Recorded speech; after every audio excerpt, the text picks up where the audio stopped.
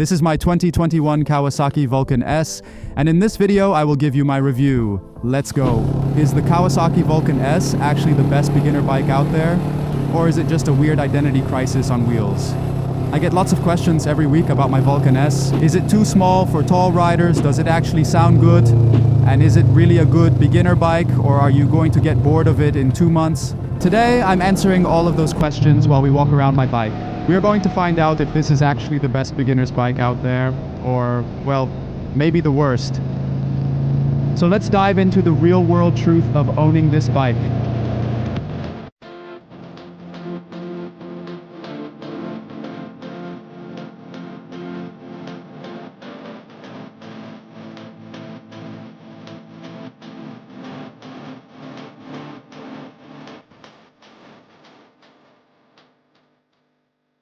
I have had mine for a year and a half now, and I have put over 5,000 kilometers on it, which is about 3,000 miles for my viewers in the US. In that time, I've spent enough hours in the saddle to know exactly how this bike handles and what the positives and negatives are. First things first, let's talk size. I am 1 meter 88 tall, that is about 6'2", and I weigh around 88 kilograms, which is about 194 pounds.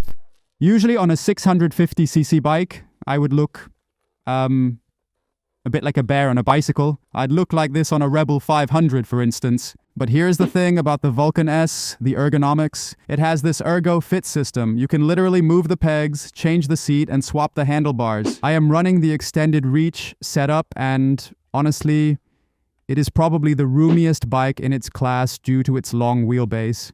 My knees are not cramped, and I do not feel like I am sitting on a toy. So, if you are over 185 centimeters or 6 foot, this might just be the best bike for you in this mid-size cruiser segment.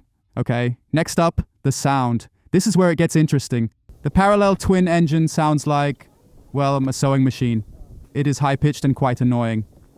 So, is it the worst sounding cruiser? Maybe if you leave it stock. But, as you can see and hear, I installed an Aero exhaust on mine. You can hear the true sound much better while riding, so head over to one of my other POV riding videos after this video. I use an external mic to capture engine sound, so that gives a good comparison. The Aero exhaust completely changes the character. I truly love it and is by far my best mod. It is raspy, it is aggressive, and it finally sounds like it looks. You could argue the Delcovic is better, but that's a matter of taste. Still love this. Both Aero and Delcovic are the popular aftermarket exhaust options. And good to know, the Aero exhaust is full system.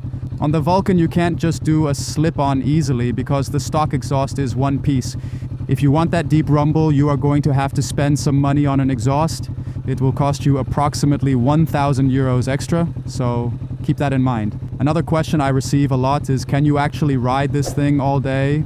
Let's be real about the stock seat. It's okay for about maybe 1 or 2 hours, but then you start to feel it in your bum. It's pretty firm, and honestly, after a while, it just stops being your friend and you'll get a numb bum.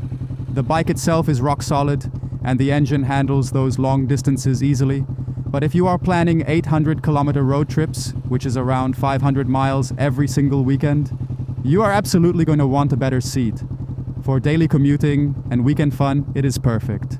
For the long haul, your bum will definitely let you know it's time for an upgrade.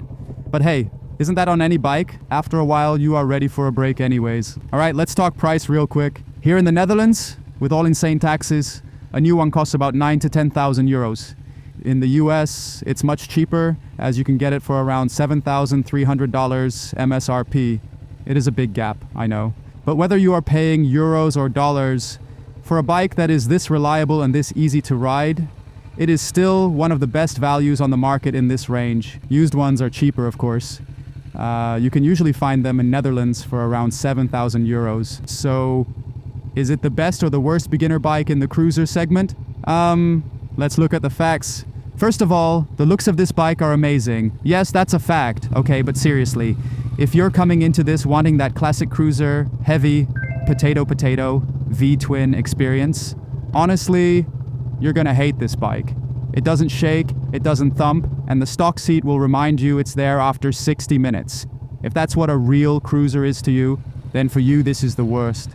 But, and this is a big but, if you want a sporty cruiser bike that actually handles like a lightweight bike, a bike that you can throw into a corner without feeling like you're steering a boat, then it's a different story. For a tall guy like me, having a bike that actually fits thanks to that ErgoFit system, that is rare. And that Ninja 650cc engine, it's forgiving when you're learning, but it's got enough punch that you won't feel bored after 6 months. I've had mine for a year and a half, and I still look forward to hopping on it every weekend. So my verdict, if you value reliability, modern performance, and a bike that grows with you, the Kawasaki Vulcan S is easily the best mid-size cruiser on the market. I'd choose this bike anytime over a Rebel 500 or Royal Enfield Meteor 650. So that's it for today. I haven't dived into my mods, but I'll do that in a separate video soon. Let me know what you think about the Vulcan S, and if you have any questions, feel free to drop a comment below. And hey, I am planning to do more of these informative videos, so if you are new, subscribe. I would love to have you on the channel.